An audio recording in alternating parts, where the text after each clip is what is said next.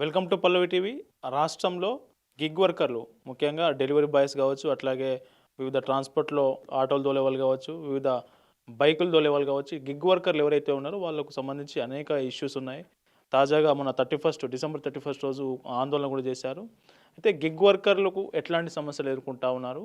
వాళ్ళకు ఏదైతే gig working platforms ఏవైతే ఉన్నాయో వాటి వల్ల ఎట్లాంటి ఇబ్బందులు ఉన్నాయి అనే అంశాలు మనతో పాటు మాట్లాడడానికి Telangana gig workers and platform union leader మనతో పాటు ఉన్నారు Satish Kumar.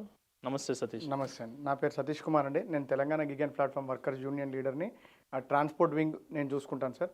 At the same time goods vehicle నడిపేది కానీ ఆటోలు కానీ సంబంధించిన వాటికి ఏం సమస్యలు ఉన్నా కూడా మా యూనియన్ తరఫు నుంచి నేను దానికి బాధ్యత తీసుకొని ముందు ఏ సమస్యలు ఉన్నా కూడా ముందు తీసుకెళ్తూ ఉంటాను. ఓకే, మనం ఫస్ట్ ప్రధానంగా సార్ గిగ్ వర్కర్లు ఎదుర్కొంటున్న సమస్యలు ఏమున్నాయి? అసలు గిగ్ వర్కర్లుగా మీరేం ఎదుర్కొంటున్నారు? మీ సమస్యలతో పాటు కస్టమర్లకు ఇప్పుడు ఎక్కువ మంది గిగ్ ప్లాట్ఫామ్స్ ఎవరైతే వాళ్ళ సర్వీస్ పొందుతున్నారో కస్టమర్లు, వాళ్ళకేం సమస్యలు ఉన్నాయి, మీకేం సమస్యలు ఉన్నాయి, ప్రధానంగా ఏముంది? సార్ ఇప్పుడు మీకు చెప్పాలంటే ఈ సంవత్సరం మేమైతే ఫ్లాష్ స్ట్రైక్కి పిలుపునివ్వడం జరిగిందో డిసెంబర్ 25వ తారీఖు నాడు క్రిస్మస్ రోజు నాడు మరియు 31వ తారీఖు డిసెంబర్ న్యూ ఇయర్ సెలబ్రేషన్స్కి అందరు మంచి మూమెంట్లో ఉన్నప్పుడు ఇది కరెక్ట్ టైం అనుకొని దేశవ్యాప్తంగా Delhi, Noida, at the same time Mumbai, Kolkata, Karnataka, Tamil Nadu మిగతా తదితర నగరాల్లో ఇండిపెండెంట్గా పనిచేస్తున్న ప్రతి ఒక్క యూనియన్ తోటి కొలాబరేట్ అయ్యి at the same time IFAT Indian federation of ఆర్బెస్ ట్రాన్స్పోర్ట్ వర్కర్స్ యూనియన్ నుంచి పిలుపునివ్వడం జరిగింది. సో దానికి Telangana gig and platform workers union మద్దతు ఇవ్వడంతో ఈ సమ్మె అనేది 23వ తారీఖు నాడు చిన్నపాటి ట్రైలర్ లాగా చేయడం జరిగింది. నిన్న ఏదైతే 31వ తారీఖు నాడు అయ్యిందో ఈ సమస్యని దేశవ్యాప్తంగా పెద్దగా చూపెట్టే ప్రయత్నంలో ఇది మేము సక్సెస్ అయినామని మేము భావిస్తున్నాం. ఎందుకంటే 4.5 లక్షల మంది పైచిలకు delivery riders at the same time workers ఎవరైతే ఈ ఫుడ్ కానీ at the same time essential services, e commerce దాంట్లో తీసుకెళ్లే food sector, Ola, Uber, Rapido నడిపించే చాలా మంది వరకు ఈ సమ్మెలో పాల్గొనడం జరిగింది. ప్రతి గంటకి 20,000 మంది దేశవ్యాప్తంగా సమ్మెలో పాల్గొనడం జరిగింది. ప్రధానంగా ర్యాపిడో ఉంది, ఓలా ఉంది, ఊబర్ ఉంది. ఇప్పుడు ఒక కస్టమర్ ఎదుర్కొంటున్న ఒక సమస్యను నేను చెప్తాను మీ దగ్గర ముందు. ఇప్పుడు కస్టమర్ ఒక రైడ్ బుక్ చేస్తాడు, సార్ ఫలానా ఏదో అర్జెంట్ ఉండి ఒక చోటకు పోవడానికి బుక్ చేస్తాడు. రైడర్ యాక్సెప్ట్ చేస్తాడు, యాక్సెప్ట్ చేసి దగ్గర దాకా రాగానే క్యాన్సిల్ చేస్తాడు. ఇట్లాంటి సమస్యలు చాలా ఎదురవుతూ ఉంటాయి. ఈ క్యాన్సిల్ చేసినందుకు వీళ్ళకి ఛార్జ్ పడుతూ ఉంటుంది, అతను క్యాన్సిల్ చేస్తూ ఉంటాడు. ఇట్లాంటి సమస్యలు ఎందుకు వస్తాయి అసలు? ఈ సమస్యలు 3 రకాలుగా చూడాలి సార్. మొదటిగా చూసుకుంటే మనం delivery boys. So delivery boys ఎలా ఉంటుందంటే పార్సల్ ఇక్కడ రెస్టారెంట్ నుంచి పికప్ చేస్తాడు సార్. పికప్ చేయడానికి అక్కడ ఒకవేళ కొన్ని సమయాల్లో రెస్టారెంట్ వాడు ఫుడ్ రెడీ కొట్టకపోవడం వల్ల వానికి పెనాల్టీ పడుతుందనే ఆలోచనతోటి వాడు ముందే ఫుడ్ రెడీ అనే స్వైప్ చేసేసుకుంటాడు. దానివల్ల డెలివరీ బాయ్కి నోటిఫికేషన్ వస్తుంది, ఫుడ్ రెడీ అయింది, పిక్ చేయి అని. బట్ యాక్చువల్లీ అక్కడ పిక్ చేయడానికి ఆప్షనే లేదు. వాడు చెప్తాడు 5 నిమిషాలు ఆగిస్తున్నా. వీడు ఎప్పుడైతే ఫుడ్ రెడీ అనే ఆప్షన్ కొడతాడో అంత ముందు దాకా డెలివరీ బాయ్కి వెయిటింగ్కి పర్ 70 పైసా ఆర్ 1 రూపీ కల్పిస్తుంది ఏదైతే ఫుడ్ సంస్థ ఉంటుందో. బట్ ఎప్పుడైతే వీడు ఫుడ్ రెడీ కొడతాడో అక్కడ నుంచి మనకు 1 రూపాయి కూడా వర్తింపు ఉండదు వెయిటింగ్ టైంకి. సో ఫుడ్ రెడీ అయ్యేదాకా తీసుకుంటాడు. అది రెడీ అయినాక దానికి అరౌడ్ కొట్టకుండా ఫుడ్ చేసుకొని వాడు వెళ్ళాలి. దానికి అక్కడికి వెళ్ళినాక కస్టమర్ దగ్గరికి వెళ్ళినాక కస్టమర్ లేటు అయ్యిందని ఒకవేళ రిజెక్ట్ చేశాడు అనుకోండి, మళ్ళీ అది రిటర్న్ తీసుకొచ్చి పలానా రెస్టారెంట్లో హ్యాండ్ ఓవర్ చేయాలి. దానికి గాను డెలివరీ బాయ్కి వచ్చేది 5 రూపాయలు సార్, ఫుడ్ డెలివరీ బాయ్కి. ఇదే విధంగా గ్రాసరీ అంటే ఏదైతే ఎసెన్షియల్ సర్వీసెస్ ఉంటాయో దాంట్లో తీసుకెళ్లే రైడర్స్కి అయితే మరీ దారుణం ఉంది సార్. ఇక్కడ 10 నిమిషాలని ఒక టైంని లిమిటేషన్గా, చాలా తక్కువ లిమిటేషన్. 10 నిమిషాల్లో ఒక వ్యక్తి తయారు చేయాలంటే బండి తీయడానికి 3 నిమిషాలు పడుతుంది. స్టార్ట్ చేసి తను ఒక 2 కిలోమీటర్లు దారుణం చేయాలి. ఈ హైదరాబాద్ మహానగరంలో కూడా 15 నిమిషాలు పడుతుంది. 1 కిలోమీటర్ దానికి 10 నిమిషాలు కూడా పట్టచ్చు కొన్ని సమయాల్లో. అటువంటి దాన్ని వీడు 10 నిమిషాలు తీసుకెళ్ళాలనే ప్రెజర్ పెట్టడం వల్ల మనం ఒక సూపర్ మార్కెట్కి వెళ్తే లోపల మనం ఒక 20 ఐటమ్లు పిక్ చేయాలంటే మనకు ఒక 10 నిమిషాలు 15 నిమిషాలు వ్యవధి పడుతుంది, ఎంత ఫాస్ట్గా అనుకున్నా. బట్ అక్కడ లోపల ఇన్సైడ్ అవర్స్ పికర్స్ ఉంటారో వాళ్ళు ఇవే 20 ఐటమ్లు 2 నిమిషాల లోపల పికప్ చేయాలని చెప్పే నిబంధన వాళ్ళని పెట్టి వాళ్ళని ప్రెజరైజ్ చేస్తారు. ఒకటి. రెండో అంశం, అదే ఐటమ్ తీసుకొచ్చి బయటికి వచ్చిన డెలివరీ బాయ్ అది తీసుకొని వెళ్ళి కస్టమర్ దగ్గరికి వెళ్ళగానే కస్టమర్ నాకు వద్దు అన్నాడంటే మళ్ళీ అది తీసుకురావాలి, తెచ్చి మళ్ళీ స్టోర్లో హ్యాండ్ ఓవర్ చేయాలి. దానికి గాను డెలివరీ బాయ్కి వచ్చేది 0. అంటే అంత తీసుకుపోయి మళ్ళీ రిజెక్ట్ చేస్తే మళ్ళీ ఎక్కడికి తెస్తే 0నా? అవును సార్. మళ్ళీ ఫ్యూయల్ ఛార్జ్ అవుతుంది కదా, మనకి టైం వేస్ట్ అవుతుంది, ఫ్యూయల్ ఛార్జ్ అవుతుంది. సార్ మేము సమ్మెకు పిలిపియడానికి కారణం కూడా అదే సార్. ఇక్కడ డెలివరీ బాయ్స్ని ఒకప్పుడు 80 రూపాయలు ఇచ్చేటోళ్ళు, 80 రూపాయలు 4 కిలోమీటర్లకి. దాని తర్వాత 60 రూపాయలు చేసారు, 50 రూపాయలు చేసారు, 40 రూపాయలు చేసారు, ఇప్పుడు 20 రూపాయలు. రూపాయలు, 8 రూపాయలు, 5 రూపాయలు కూడా వస్తున్నాయి సార్. ఒక్కొక్క సమస్యను బట్టి ఒక్కొక్కటి 5 రూపాయలు, 8 రూపాయలు. సార్ డ్రైవర్లు అంటే మరి నీచమైన అయిపోయారా సార్? గిగ్ వర్కర్లు అంటే మరి ఇంత ఘోరం అయిపోయారా? గిగ్ వర్కర్లు ఫుడ్ డెలివరీ బాయ్స్ని ఎంత నీచంగా చూస్తున్నారంటే ఒక్కొక్కరు గ్రాడ్యుయేట్ చేసి కూడా ఈ ప్రభుత్వాలు చేసే తప్పుల వల్ల గ్రాడ్యుయేట్ చేసిన వ్యక్తి కూడా కుటుంబాన్ని సాధనం కోసం డెలివరీ బాయ్గా రూపాంతరం చెందుతుండు.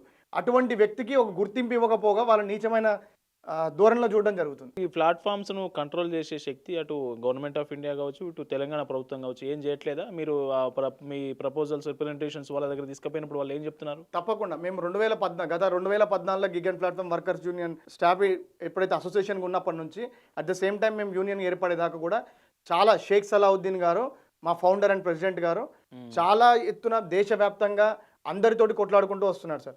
ఎందుకంటే ఈ సమస్య ఎవరు పట్టించుకోకపోదు, చాలా చిన్న సమస్య చూస్తాడు. తాను కూడా ఒక క్యాబ్ డ్రైవర్గా ఉన్న వ్యక్తి ఒక ఫౌండేషన్ వేసాడంటే ఆయన ఎంత బాధపడి ఉంటాడో, ఎంత క్షోభ అనుభవించి ఉంటాడో మనం అర్థం చేసుకోవాలి ఇక్కడ. సో మేము ప్రతి ఒక్కసారి పెట్టుకోవడం వచ్చు 2019 దాకా ఈ సమస్యను కొట్లాడుకుంటూ వచ్చి కేంద్ర ప్రభుత్వం దృష్టికి తీసుకెళ్ళినాం. అప్పుడు కేంద్ర ప్రభుత్వం కోర్టులలో ఎందుకంటే సమస్య ఎందుకు వచ్చిందంటే ఈ సమస్యలు ఉన్నప్పుడు లేబర్ డిపార్ట్మెంట్కి పోతే లేబర్ డిపార్ట్మెంట్ సంవత్సరాల కొద్దీ నెలల కొద్దీ జరపడం తప్పించి, ఎందుకంటే వీళ్ళకంటూ ఒక చట్టం లేదు, చట్టభద్రత లేకపోవడం వల్ల వాళ్ళ అగ్రిగేటర్లు వాళ్ళ ఇష్టరాజ్యంగా ఆడడం స్టార్ట్ చేశారు. ఇది గమనించిన మా Telangana gig and platform union కేంద్ర ప్రభుత్వం దగ్గరికి వెళ్ళి మాకు చట్టభద్రత ఇవ్వండి, హైకోర్టుకి వెళ్ళి మాకు చట్టభద్రత లేదు, మా బాధ చెప్పుకోవడానికి ఎవరు మాకు లేకపోవడం వలన ఈ సమస్యలు మేము ఎదుర్కొంటున్నామని చెప్పినప్పుడు గిగ్ వర్కర్ బిల్ 2020 సమస్య పెట్టడం జరిగింది సార్. సో దాంట్లో కూడా చట్టభద్రత ప్రాపర్గా లేదు మాకు. ఇప్పుడు తెలంగాణలో ఈ రాష్ట్ర ప్రభుత్వం ఏదైతే మీకు సంక్షేమం కోసం ఒక బిల్లు పెడుతుందనే చర్చ జరుగుతుంది కదా, ఆ బిల్లును కూడా దాన్ని వాయిదా వేసే ధోరణిలో ప్రభుత్వం ఉన్నట్లు కొన్ని వార్తలు వస్తూ ఉన్నాయి, కొంతమంది కూడా ఆరోపణలు వస్తూ ఉన్నాయి. ఏంటి అసలు మీ దగ్గర నిజమేనది? సమస్య ఏమైపోయిందంటే సార్, గవర్నమెంట్ మొన్నటిదాకా బిల్ చేద్దామని చెప్పి పోయిన సంవత్సరం 2023 డిసెంబర్ నాడు ముఖ్యమంత్రి గారు ఇక్కడ నాంపల్లిలో పెట్టినప్పుడు ఆయన ఒక మాట ఇవ్వడం జరిగింది. నేను సంవత్సరం లోపల వీళ్ళు మంచి రక్షకులు, వీళ్ళని జాగ్రత్తగా చూసుకోవాలని చెప్పిన ప్రభుత్వం చాలా రోజుల నుంచి పెండింగ్ చేసుకుంటూ వచ్చింది. గిగ్ వర్కర్ల బిల్లు ఎందుకు పెడతలేవు అని చెప్పి మేము అడిగినప్పుడు ప్రభుత్వం సానుకూలంగా స్పందించి రాహుల్ గాంధీ గారి దాకా మా అధ్యక్షుడు దృష్టికి తీసుకుపోవడంతో ఇక్కడ గవర్నమెంట్ మీద కొంచెం ప్రెజర్ అయ్యి, సో ఎందుకంటే ఇక్కడ ఏ రాష్ట్ర ప్రభుత్వం ఉంటే వాళ్ళదే నడుస్తుంది. సో ఎవరు చెప్తే వింటారో ఆయన దగ్గరికి వెళ్ళినప్పుడు సమస్యకు పరిష్కారం దొరుకుతుందని ఇక్కడ బిల్లు పెట్టినాం. బిల్లు పెట్టింది గవర్నమెంట్, క్యాబినెట్ ఆమోదం కూడా తెలిపింది గత నెలలో. బట్ ఈ రోజు వరకు కూడా దానికి బిల్లుని ముందుకు సమస్య పెడతాం మేము ఇప్పుడు నెక్స్ట్ అసెంబ్లీ సెషన్ అన్నారు. ఇప్పుడు అసెంబ్లీ సెషన్కి వచ్చే తీరా వచ్చేటప్పటికి దాన్ని పోస్ట్పోన్ చేద్దామనే ప్రయత్నం చేస్తున్నారు. మీరు చెప్పింది వాస్తవమే. ఎందుకు అని అడిగితే ఏదైతే గవర్నమెంట్ ఇప్పుడు కేంద్ర ప్రభుత్వం ఇంతకుముందున్న 29 లేబర్ చట్టాలని 4 లేబర్ చట్టాలుగా మార్చడం జరిగింది. అట్ ద సేమ్ టైం ఎవరైతే గిగ్ అండ్ ప్లాట్ఫామ్ వర్కర్లుగా పనిచేస్తున్నారో వాళ్ళకి లేబర్ చట్టాలు కాకుండా మినహాయింపించి సోషల్ వెల్ఫేర్ స్కీమ్లు పెట్టడం జరిగింది. సో ఇప్పుడు ఆలోచన ఏమైపోయిందంటే ఇక్కడ రాష్ట్ర ప్రభుత్వాన్ని దృష్టిలో కూడా ఈ సోషల్ వెల్ఫేర్ స్కీమ్లు పెట్టొద్దు, అరే ఆల్రెడీ కేంద్రం నిర్ణయం తీసుకుంది కదా, ఆ కేంద్ర ప్రభుత్వం మీద పెట్టుకుందాం, మనకెందుకు ఈ తలభారం, మనమే సంక్షోభంలో ఉన్నాం, మన దగ్గరనే ఫండ్స్ లేవనే ఆలోచనలో ప్రభుత్వం ఉన్నట్టుగా. అట్ ద సేమ్ టైం ఈ అగ్రిగేటర్లు ఒకవేళ ఇట్లా ఇక్కడ వెల్ఫేర్ బోర్డు వచ్చినట్టయితే ఇక్కడ బిజినెస్ చేయమని చెప్పి కూడా ఒక వార్నింగ్ ఇచ్చారు ఒక టైంలో. సో ఆ భయానికి కూడా ప్రభుత్వం తలొగ్గింది అనిపిస్తుంది. ఎందుకంటే ఊబర్ లాంటి సంస్థ ఇప్పుడు ఆటో డ్రైవర్కి ఒకప్పుడు గత 23 దాకా ముందు దాకా కూడా పర్ కిలోమీటర్కి 25 రూపాయలు ఆటో డ్రైవర్లకు ఇచ్చేది. ఈ ప్రభుత్వం వచ్చిన తర్వాత ఫ్రీ బస్ వల్ల ఇంపాక్ట్ పడింది, ఆటో వాళ్ళు చాలా ఎక్కువైపోయారు, ఆర్థిక ఇబ్బందుల వల్ల రోడ్డు మీదకి రావడం జరిగింది. సో ఇదే ప్రభుత్వం ఇదే ఓలా ఊబర్ లాంటి సమస్యలు ఏం చేసినట్టు ఇప్పుడు 11 రూపాయలు, 9 రూపాయలు, 8 రూపాయలు, 7 రూపాయలు కిలోమీటర్కి ఇస్తుంది సార్. 50 రూపాయలకి ఒక ఆటో డ్రైవరు 2 కిలోమీటర్లు పికప్ చేసుకోవాలి, 3 కిలోమీటర్లు డ్రాప్ చేయాలి. ఎంతవరకు వాస్తవం అంటారు సార్? అది దోపిడీ, కార్పొరేట్ దోపిడీ చాలా ఎక్కువ అయిపోయిందని మా నమ్మకం సార్. ఆటోల ఇష్యూకు మాట్లాడుతున్నాం కాబట్టి చెప్తున్నా. ఆటోలకు సంబంధించి గతంలో జిల్లా ఆటోలు అన్నీ ఇక్కడికి వస్తూ ఉన్నాయి, ఇక్కడ ఉన్న ఆటోలకు ఇబ్బంది అవుతుంది. దీనివల్ల జిల్లా ఆటోలు వర్సెస్ జిహెచ్ఎంసీ ఆటోలు అనేది ఒక ఫైట్ జరిగింది, స్ట్రైక్ జరిగింది, ఇందిరా పార్క్లో ఒక ధర్నా కూడా జరిగింది. అసలు ఏంటి అసలు ఇష్యూ ఏంటి అసలు? ఆ రోజు న్యూస్కి మీరు కూడా కవరేజ్కి రావడం జరిగింది సార్. మాకు సంతోషం ఏంటంటే పల్లవి లాంటి న్యూస్ ఛానల్ ఎక్కడైతే వాయిస్ ఉంటుందో అక్కడ పల్లవి టీవీ ఉంటుందని భావించడం జరిగింది. సో నేను ముందుగా మీకు కృతజ్ఞతలు పల్లవి టీవీకి. రెండో అంశం మీరు చెప్పింది ముమ్మాటికి వాస్తవం సార్.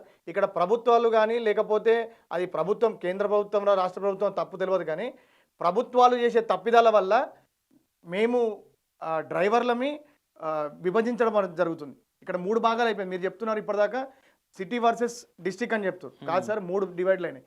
ఒకటి city autos, district autos, at the same time goods vehicles. Goods vehicle వాళ్ళు కూడా దీనిలో జోక్యం చేసుకోవడం జరుగుతుంది.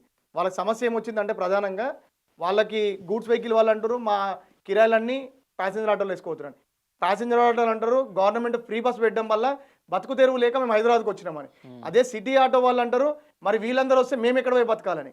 ఎందుకంటే సమస్య సార్, ఇక్కడ ఇదే రాష్ట్ర ప్రభుత్వాలు ఇక్కడ ఒక ఆటో కొనుక్కోవాలనుకుంటే మనం అనుకున్న 2 లక్షలు వస్తుంది, 2,50,000 వస్తే ఒక ఆటో వస్తుంది అనుకుంటాం. కానీ అదే హైదరాబాద్లో ఒక ఆటో కొనుక్కోవాలంటే సుమారుగా 5 లక్షల రూపాయలు వెచ్చించాలి సార్. ఎందుకు అక్కడికి ఇక్కడికి డిఫరెన్స్ ఏంది? ఎందుకు కట్టాలి ఎక్కువ? అంటే సమస్య ఏంటంటే ఈ డిమాండ్ బట్టి రేటు పెరగడం జరుగుతుంది. ఒకప్పుడు 2023కి ముందు అది 2,80,000 3 లక్షల దాకా ఉండేది.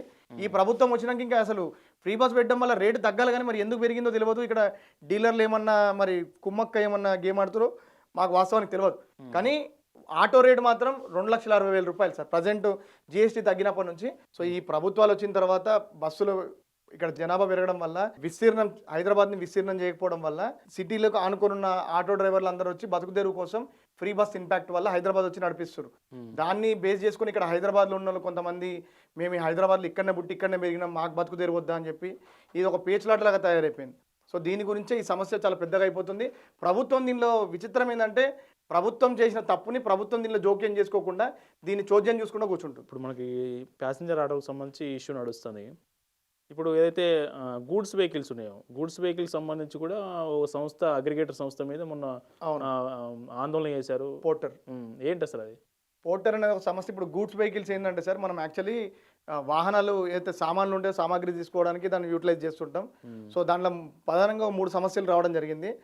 2022లో ఇదే మలక్పేట నుంచి దూల్పేటకి తీసుకెళ్లే ఒక పోర్టర్ వాహనంలో 25 కేజీల గంజాయి దొరకడం జరిగింది. ఓకే. సో ఇది ఏమైపోయిందంటే ఈ ఆన్లైన్ గూడ్స్ బండ్లు పెట్టడం వల్ల ఆఫ్లైన్గా తీసుకుపోయి దొంగతనంగా చేసినప్పుడు దొరికిపోతున్నామనే ఆలోచనతోటి ఇక్కడ నుంచి అక్కడ రవాణా చేసేటోడు ఈ ఆన్లైన్ పోర్టర్ లాంటి సంస్థను యూటిలైజ్ చేసుకొని ఇల్లీగల్ యాక్టివిటీస్ చేస్తారు. గంజాయే కానీ చాలా వరకు మాదక ద్రవ్యాలు కూడా దొంగ సామాన్లు రైల్వేకి సంబంధించిన సామాన్లు కూడా తీసుకుపోతారు. ఇటువంటి సమస్యలు at the same time sale tax కట్టకపోవడం కానీ ఇవన్నీ ఏం లేకుండా కూడా తీసుకుపోవడం వల్ల సమస్య ఒకటి మొదలైంది. ఇంతకుముందు అడ్డాల మీద పెట్టుకొని మా గూడ్స్ బండ్లు ఉండేటివి మంచి కిరాయి మంచి గిట్టుబాటు ధర ఉండేది. బట్ ఈ 2023 తర్వాత ఏమైందంటే ఈ సమస్యలు ఎప్పటి నుంచో ఉన్నాయి. కానీ 2023 తర్వాత ఈ సమస్యలు ఎట్లా చేసేసినాయి అంటే మనిషిని బతకడం అంటే మా శ్రమని వాళ్ళు రక్తంగా పీల్చుకునే ఒక స్ట్రా వేసుకొని గుంజుకున్నట్టు గుంజుకుంటారు. ఎట్లా అంటే ఇంతకుముందు 100కి 2 రూపాయలు 7 రూపాయలు 5 రూపాయలు 8 రూపాయలు కమిషన్ ఉండేది. దాన్ని ఇప్పుడు 100కి 20 రూపాయలు కమిషన్ చేసుకోరు వాళ్ళు తీసుకునేది. దాంట్లో మాకు అన్ని బొంగ కూడా తిప్పి కొడితే ఒక 800 రూపాయలు మిగులుతాయి సార్ గూడ్స్ బండ్లు నడిపేటోళ్ళకి. 800 రూపాయల 400 రూపాయలు రోజుకి ఈఎంఐ వెళ్ళిపోతుంది. మిగతా 400 రూపాయలతోటి బండ్లు ఎట్లా జీవితాలు ఎలా నడపగలుగుతాం? దానికి పెట్రోల్ కావాలి, మెయింటెనెన్స్ ఉంటుంది, దానికి ఇదంటారు అదంటారు, మిగతా చాలా కార్యక్రమాలు ఉంటాయి. దానికి ఇది వర్కౌట్ అయితే లేదు. అది కాకుండా ఈ ఆన్లైన్ రావడం వల్ల ఏమీ తెలియని చాలామంది ఉపాధి లేక ఈ ప్రభుత్వాలు చేసిన తప్పుల వల్ల ఉపాధి లేని చాలామంది కూడా అరే పోర్టర్లు ఆన్లైన్ నడిపిస్తే 2,000 వస్తున్నాయంట పలానా వ్యక్తి చెప్పిండు అనే ఆలోచన ధోరణితోటి వాళ్ళు కొత్తగా బండ్లు తీసుకొని వచ్చే 1 సంవత్సరం నడిపి 2వ సంవత్సరానికి బండి అమ్మేసుకొని ఫైనాన్సర్ చేతిలో పెట్టే పరిస్థితులు వచ్చినాయి. ఎందుకంటే అంత దయనీయ పరిస్థితులు ఉన్నాయి. ఈ పాత వాళ్ళు కూడా బతకలేని పరిస్థితి అయిపోయింది సార్. ఇప్పుడు ఓవరాల్గా గిగ్ వర్కర్కి సంబంధించి ఒక యూనియన్ సంబంధించి ఒక ప్రతినిధిగా ఏం చెప్తావు? ప్రభుత్వాలకు ఏం చెప్తావు? రాష్ట్ర ప్రభుత్వానికి ఏం చెప్తావు? కేంద్ర ప్రభుత్వానికి ఏం చెప్తావు? మీ వర్కర్లకు సంబంధించిన సమస్యల మీద కేంద్ర ప్రభుత్వానికి ఏం చెప్తున్నామంటే కేంద్ర ప్రభుత్వంలో మాకు సోషల్ వెల్ఫేర్ స్కీమ్లే కాదు గిగ్ వర్కర్లకు కూడా కొత్తగా కొన్ని చట్టాలు పొందుపరచాను. ఎందుకంటే ప్రతిసారి ఇప్పుడు మొన్న 25 గిగ్ వర్కర్ల బిల్లు 2025 కేంద్ర ప్రభుత్వం చేంజ్ చేసింది. దాంట్లో కస్టమర్కి వెసులుబాటు ఉంది, మహిళలకు వెసులుబాటు ఇచ్చారు. గిగ్ వర్కర్లకు పనిచేసే మహిళలకు కూడా వెసులుబాటు ఇచ్చారు. కానీ వర్కర్లకు వెసులుబాటు ఇవ్వలేదు. ఏమైనా సమస్య వస్తే ఇప్పుడు నేను కస్టమర్ గల్ల పట్టుకున్నాను అనుకోండి సార్, నా మీద కేసు ఉంది. అదే కస్టమర్ నా గల్ల పట్టుకుంటే కేసు లేదు. వాళ్ళకో న్యాయం మాకో న్యాయం. మేము మనుషులమే కదా, మేము కూడా వాళ్ళు తినే అన్నమే తింటున్నాం, మేము కూడా వాళ్ళు నడిచే తోవలే మేము నడుస్తున్నాం. వాళ్ళకంటే ఏం పూలబాట లేదు. చాలామంది డెలివరీ బాయ్స్ 5 ఫ్లోర్లు కుక్కలకి పెట్స్కి నాట్ అలౌడ్ అన్నట్టు బ్రిటిష్ వాడు పెట్టుండే కదా, dogs are Indians are not allowed అన్నట్టు. ఇప్పుడు చాలా హైదరాబాద్ నగరంలో చాలా చోట్ల delivery boys and pets not allowed అని చెప్పి బోర్డులు పెడుతున్నారు, స్టిక్కర్లు అతికిస్తారు లిఫ్ట్ల దగ్గర. మేము మనుషులం కాదా? మనుషుల్లాగా చూస్తలేరా? ఇంకా బ్రిటిష్ కాలంలో రాజవత్వ కాలంలో బతుకుతున్నాం మేము? చెప్పండి మాకు ఈ సమస్యకు పరిష్కారం. సో ప్రభుత్వానికి, రాష్ట్ర ప్రభుత్వానికి, కేంద్ర ప్రభుత్వానికి 2 అంశాలు చెప్పాలనుకుంటాం. ఒకటి, గిగ్ వర్కర్లకి బోర్డుతో సహా మాకంటూ కొన్ని చట్టాలు ఇవ్వండి, మేము మాకు భద్రత కల్పించేటట్టు, అట్ ద సేమ్ టైం మా కుటుంబాలకు భద్రత కల్పించేటట్టు. రెండోది, మేము చేసే పని ఏదైతే ఉందో మాకు ఏదైతే ఎంప్లాయర్ రిలేషన్షిప్ ఉంటుందో ఆ రిలేషన్షిప్ లేకపోయినా కూడా వాళ్ళకి ఇచ్చే ప్రతి ఒక్క వెసులుబాటు మాకు ఇవ్వండి. మీరు ఇంతకుముందు చెప్పినట్టుగా ఒకవేళ వాళ్ళ అపార్ట్మెంట్లోకి డెలివరీ బాయ్స్ని ఆటోలు అంటే అతను డెలివరీ ఎట్లా చేస్తాడు? ఒక ఫుడ్ తీసుకుపోయిన అబ్బాయి పైన డెలివరీ చేయాలి, ఎట్లా చేస్తాడు డెలివరీ మళ్ళీ? సార్ మీకు ఉదాహరణ చెప్తాను. 2023 నవంబర్న ఎలక్షన్ మూమెంట్ అయిపోయిన తర్వాత ఒక ఫుడ్ డెలివరీ బాయ్ సెకండ్ ఫ్లోర్కి ఫుడ్ ఇవ్వడానికి వెళ్ళిండు. అపార్ట్మెంట్లోకి లిఫ్ట్ అలౌడ్ లేదు, స్టెప్స్ ఎక్కి పైకి ఎక్కిండు అబ్బాయి. పైకి ఎక్కినప్పుడు ఫుడ్ డెలివరీ ఇచ్చే టైంలో అక్కడ డోర్ ఓపెనే ఉంది, ఆ ఫ్లాట్ సెకండ్ ఫ్లోర్ మొత్తం కస్టమర్ది. అక్కడి నుంచి ఆ కుక్క వస్తుందని అటాక్ చేస్తున్న భయంతో ఆ పిల్లగాడు వెనుక జరగబోయి బిల్డింగ్ మీకెళ్ళి కింద పడి చనిపోవడం జరిగింది 10 రోజులు ట్రీట్మెంట్ తీసుకున్న తర్వాత. సో ఇటువంటి అంశాలు తీసుకొని ప్రభుత్వాలు ముందుకు రావాలి. అప్పుడు ముఖ్యమంత్రి గారు నేను కలిసి 5 లక్షలు ఇస్తా అన్నాడు, ఓ మాట ప్రకారం నెరవేర్చుకోండి. కానీ ఆ కుటుంబానికి ఒక ఆదరువుగా తోడుగా ఉన్న కొడుకు చనిపోయిన తల్లిదండ్రులకి ఎవరు తీర్చగలుగుతారు? సో మాకు కొన్ని భద్రతలు ఇవ్వండి.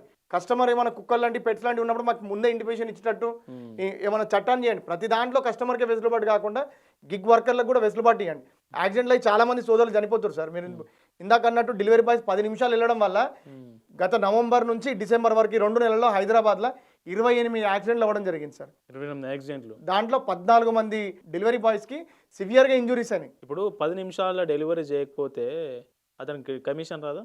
లేదు సార్, రేటింగ్ పడిపోతుంది. అందుకే మేము నిన్న 31 నాడు ఒక స్లోగన్ ఇచ్చినాం, రేటింగ్ నై న్యాయ్ చాయ్యే. మాకు రేటింగ్ కాదు, హక్కు కావాలి. సో ఏంటంటే ఇప్పుడు 10 నిమిషాల్లో కస్టమర్ డెలివరీ చేయాలి. అక్కడికి ఏమైపోతుందంటే ఇక్కడ నుంచి డెలివరీ బాయ్ తీసుకొని వెళ్తాడు, ఒక 2 నిమిషాలు డిలే అయిపోతుంది.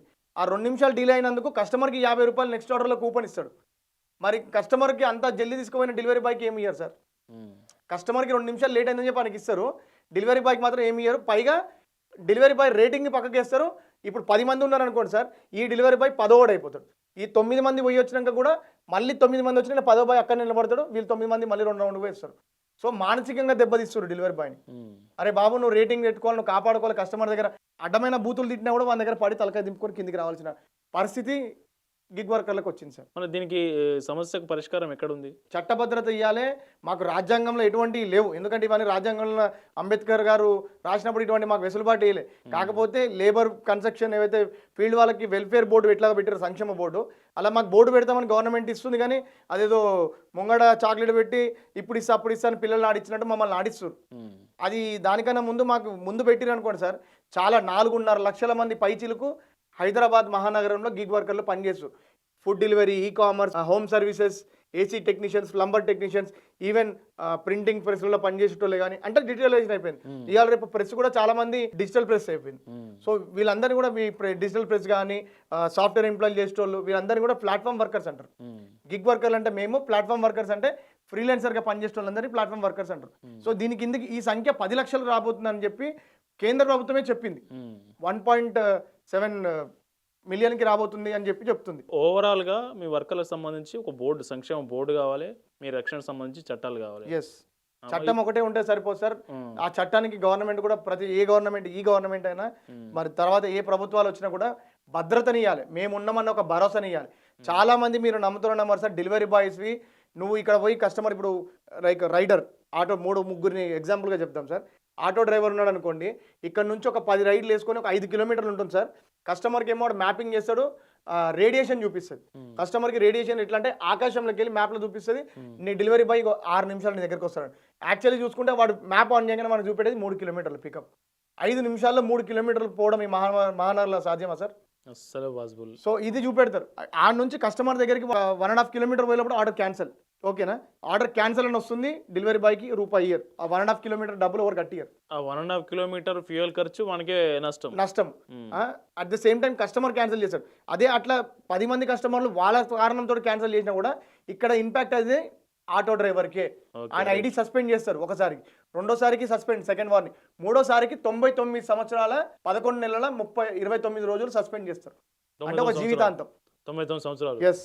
ఇక వాడిని ఉంటేంది లేకుంటేంది, వాడి అవసరం ఉన్నది ప్లాట్ఫామ్. ఇటువంటి సమస్యలు చాలా దారుణం అయిపోయింది. ఇది మీకు ఆటోలో గూడ్స్ బండ్లో పోర్డర్కి వచ్చేటప్పటికి నువ్వు ఒక ఆర్డర్ వస్తుంది, నువ్వు దాన్ని యాక్సెప్ట్ చేయలేదు. 2వ ఆర్డర్ వచ్చింది, యాక్సెప్ట్ చేయలేదు. 3వ ఆర్డర్ వచ్చింది, యాక్సెప్ట్ చేయలేదు గూడ్స్ బండ్లలో. దానికి కూడా 3 వార్నింగ్లు ఇస్తాడు. 4వ వార్నింగ్కి 4 రోజులు సస్పెండ్. మళ్ళీ సేమ్ రిపీట్ చేసినావా 7 రోజులు సస్పెండ్. ఇంకో చేసినావు అంటే పర్మనెంట్లీ డిసేబుల్డ్, ఐడి డిసేబుల్ చేసి పడేస్తారు. వాడు ఏం చేయాలి? ఇక వాడి జీవితాంతం అక్కడ రాదు. లేకపోతే అయ్యా దూరం అనుకుంటా పోయి 10,000 పక్కన ఉన్నోనికి ఎవరికన్నా వాళ్ళు ఇయ్యాలి. రేపు ఈ యాప్లు కూడా ఏజెంట్లను పెట్టుకొని 10,000 రూపాయలు ఇవ్వడం జరుగుతుంది సార్. పక్కకి ఇలా 10,000 ఇస్తే ఏదో ఒక పెట్టి వాళ్ళు ఐడీలు యాక్టివేట్ చేయించుకుంటారు. తగని సమయంలో వీడి పాత బండి అమ్ముకోవాలి, కొత్త బండి కొనుక్కోవాలి. అంటే ఇక్కడ ఎంత దోపిడీ జరుగుతుంది గిగ్ వర్కర్ల మీద మీరు అర్థం చేసుకోవాలి. ఈ డెలివరీ బాయ్స్కి వచ్చేటప్పటికి డెలివరీ బాయ్కి నువ్వు రోజుల 10 నిమిషాల డెలివరీ బాయ్కి రోజుకి 40 ఆర్డర్లు డెలివరీ చేయాలని చెప్తారు సార్. వాడు 40 ఆర్డర్లు డెలివరీ చేస్తే వానికి వచ్చేది 14 గంటలు పని చేస్తాడు. వానికి వచ్చేది 650 రూపాయల నుంచి 780 రూపాయలు. 4 గంటల పని అయింది. వాడు 40 ఆర్డర్ చేయాలంటే వాడు నడుము ఉంటుందా, వాడి వెహికల్ ఉంటుందా, వాడు ఎన్నిసార్లు పోవాలి, ఎన్నిసార్లు తిరగాలి. ఇంకోటి ఏంటంటే ఇక్కడ మీకు తెలియదు సార్, ఇక్కడ ఒక అల్గరిథం యూజ్ చేసుకుంటారు. అల్గరిథం ఏంటంటే నీకు 40 ఆర్డర్లు కూడా ఇన్సెంటివ్ కదా. నువ్వు 9 గంటలకి 40 ఆర్డర్లు అయిపోనికి ఒక 2 ఆర్డర్లు పెండింగ్ ఉంటాయి. అక్కడ 28 ఆర్డర్లు ఉంటాడు, 30 ఆర్డర్లు ఉంటాడు, 25 ఆర్డర్లు, 15 ఆర్డర్లు ఉంటాడు. ఇక్కడ 38 ఆర్డర్లు కొట్టుంటాడు, ఇక్కడనే కూర్చుంటాడు. అక్కడ మిగతా ఆర్డర్లు కొట్టే అందరూ రిపీటెడ్ అవుతుంటాడు. అంటే లాస్ట్ మూమెంట్ దాకా వీడిని ఆపుతారు, వాడిని ఆపుతారు. 10 మందికి ఈ బిస్కెట్ చూపిస్తారు, ఒక్కరికి ఇస్తారు. దీన్ని అల్గరిథం అంటారు. అంటే నిన్న మీరు నమ్ముతారో నమ్మరో మేము దేశవ్యాప్తంగా 4.5 లక్షల మంది ఫ్లాష్ స్ట్రైక్, ఎలాగైతే మొబైల్ ఫ్లాష్ మనం చీకట్లో ఫ్లాష్ కొట్టినప్పుడు 2 సెకండ్లు బ్లింకిట్ ఇట్లా పోతుందో అదే విధంగా అధిక డిమాండ్ ఉన్న టైంలో మేము ఫ్లాష్ స్ట్రైక్ చేయడం జరిగింది. 2 గంటలు పీక్ అవర్స్ అంటారు. 6 గంటల నుంచి రాత్రి 2 గంటల దాకా న్యూ ఇయర్ రోజున. సో 2 గంటలు ప్రతి ఒక్క డెలివరీ బాయ్ని లాగౌట్ చేసి నీ ఇంటి దగ్గర నువ్వు రెస్ట్ తీసుకో. దినం మొత్తం మా తెలంగాణ గిగ్ అండ్ ప్లాట్ఫామ్ యొక్క యూనియన్ సిద్ధాంతం ఏంటంటే సార్, మిగతా యూనియన్ లాగా జిందాబాద్లు ముర్దాబాద్లు కొట్టు. మనం ఏదైనా సమస్యలు ఉంటే కొత్త మార్గాల్లో ఏదైతే మన ట్రెడిషనల్ మన పద్ధతి ఉంటుందో ఆ పద్ధతి కాకుండా కొత్త విధంగా ఆలోచిస్తాం. ఎందుకంటే ఈ కార్పొరేట్ వ్యవస్థలన్నీ కూడా వాళ్ళు కొత్త విధంగానే పోయి మమ్మల్ని ఇరుకుటలు వేస్తారు. కాబట్టి మేము కూడా అదే విధంగా పోతున్నాం, చీకట్లో రాయేసినట్టు వేయాలని చెప్పి. సో మేము దెబ్బ కొడితే రాయేస్తే దెబ్బకి నొప్పి రావాలి. సో నిన్న ప్రతి జిల్లాలకి వెళ్ళి కూడా 200 మంది ప్రతి గంటకి లాగౌట్ చేయడం జరిగింది. ఆ 200 మంది మీరు అంటుంటారు 2 గంటలు లాగౌట్ చేయడం వల్ల ఏం ఇంపాక్ట్ పడుతుందని సందేహం మీకు రావచ్చు. ఒక హైదరాబాద్ మహానగరం నుంచి ఒక గంట సేపటికి 200 మంది, దేశవ్యాప్తంగా 29 రాష్ట్రాలు, 2 కేంద్ర ప్రాంతాలు, ప్రతి గంటకి 200 మంది అంటే 2,000 మంది పైచిలుకు. సో ఆ నెక్స్ట్ గంట ఇంకో 2,000 మంది యాడ్ అవుతారు. ఆ నెక్స్ట్ గంట 2,000 మంది. ఈ ఎవరైతే జొమాటో CEO చెప్తారో మేము గొప్పగా చెప్పుకుంటాడు ఏమని, మాకు నిన్న ఇంతవరకు మేము చేయనని డెలివరీలు నిన్న ఒక్క రోజులో 75 లక్షల పైచిలుకు డెలివరీలు మేము ఫుడ్ డెలివరీ పార్సల్ చేసినామని చెప్తారు. మీరు వాడు చెప్తుంటాడు, వాడు 100 మాటలు చెప్తారు సార్. వాస్తవానికి ఏం జరిగిందంటే ఇక్కడ డెలివరీ బాయ్స్ని అస్త్రంగా వాడుకోవడం జరిగింది. డెలివరీ బాయ్ అంటే ఒకటి సార్ ఆర్థిక ఇబ్బందుల వల్లనే డెలివరీ బాయ్గా రూపాంతరం చెందినోడు. నార్మల్ టైంలో 80 రూపాయలు ఇచ్చేది, 60 రూపాయలు ఇచ్చేది పీక్ అవర్స్లో, నాన్ పీక్ అవర్స్లో 25 రూపాయలు అదే ఉండేది. పీక్ అవర్స్లో 70 రూపాయలు 60 రూపాయలు ఇచ్చేటోడు ఏకదమ్న 31st రోజు 140 రూపాయల నుంచి 180 రూపాయలు ఒక డెలివరీకి. మేము అడుగుతున్నాం, మరి నువ్వు ప్రతిరోజు ఎందుకు చేయలేకపోయినావు? ఇది మా విజయం కాదా సార్, గిగ్ వర్కర్ల విజయం కాదా అంటే మేము చెప్తున్నాం, నువ్వు ఇంత డబ్బు ఇవ్వాల్సిన అవసరం లేదు. 60 రూపాయలు 70 రూపాయలు ఏదో గౌరవ వేతనం లెక్క అనుకొని నువ్వు ప్రతి డెలివరీకి ఒక డెలివరీ బాయ్కి నువ్వు ఒక్కరోజు ఇస్తున్నావు. అదే మేము స్ట్రైక్ ఒక నెల రోజులు ప్రతి 2 గంటలు ఒక డెలివరీ బాయ్ ఉన్నాడు అనుకోండి, మీ సమస్యల పరిస్థితి ఏందో ఒక్కసారి ఆలోచించుకోవాలి. ఓకే, ఇది మొత్తానికి గిగ్ వర్కర్లు ఎదుర్కొంటున్న సమస్యలు. దీనికి సంబంధించి రాష్ట్ర ప్రభుత్వాలు కావచ్చు, అట్లాగే కేంద్ర ప్రభుత్వం కావచ్చు, ఒక స్పష్టమైన వీళ్ళ రక్షణకు సంబంధించి, సంక్షేమానికి సంబంధించి ఒక బోర్డు ఏర్పాటు చేయడంతో పాటు ఒక చట్టాన్ని తీసుకొచ్చి దాన్ని కఠినంగా అమలు చేయాల్సిన అవసరం ఉందనే అభిప్రాయాన్ని మనకు gig workers and platforms union leader మనతో పాటు చెప్తా ఉన్నారు. Thank you.